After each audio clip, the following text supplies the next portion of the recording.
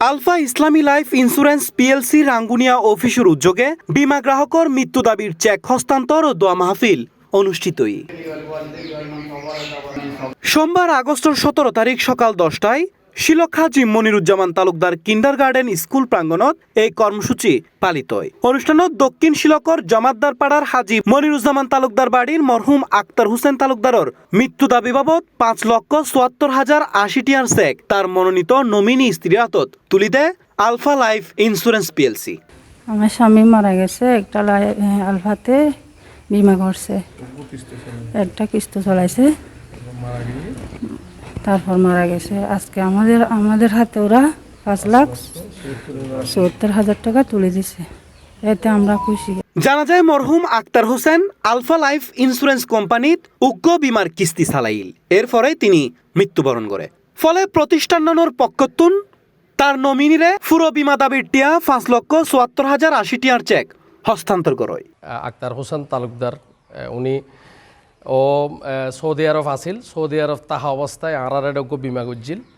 গত বছর ডিসেম্বরের 25 তারিখ ঠিক 4 মাসের মাথাত তেই আরাতুন বিদে লই।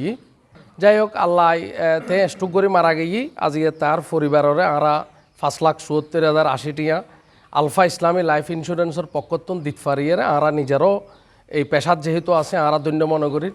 Alpha Islami Life Insurance PLC Rangunia অফিসের ইনচার্জ ও assistant sales manager Mohammad Akhtar হোসেনের সভাপতিত্বে এ সময় অনুষ্ঠানত প্রধান অতিথি হিসেবে উপস্থিত আছিল কোম্পানির সেলস ম্যানেজার সাইদ আহমেদ সাইদ।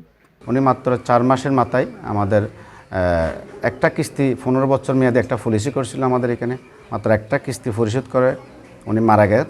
ওনার পরিবারকে আমরা আজকে 5,74,080 টাকা মৃত্যু দাবি দাবাত কাগজপত্র দেওয়ার 3 দিনের মধ্যে আমরা বুঝিয়ে দিয়েছি। 5,74,080 টাকা আমরা আজকে দিতে পেরেছি। যখন আমরা অফিসে কাগজপত্রগুলো সাবমিট করি, আমাদের 4 দিনের মাথায় আমাদের আজকে আমরা এই মৃত্যু দাবিটা আজকে আমরা দিতে পেরেছি।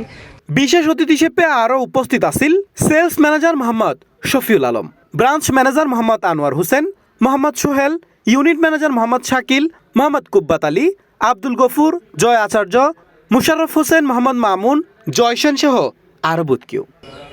গতকালি অলরেডি আর বাইর বউর এখন টিয়া সাবমিট করে দিয়ে কোম্পানি আজ আর আনুষ্ঠানিকভাবে চেক হস্তান্তর করে। এ সময় চেক হস্তান্তর পর্ব শেষে মরহুমুর বিদেহী আত্মার মাগফিরাত কামনা করি বিশেষ দোয়া ও মোনাজাত অনুষ্ঠিত হয়। C plus TV, Chittagong.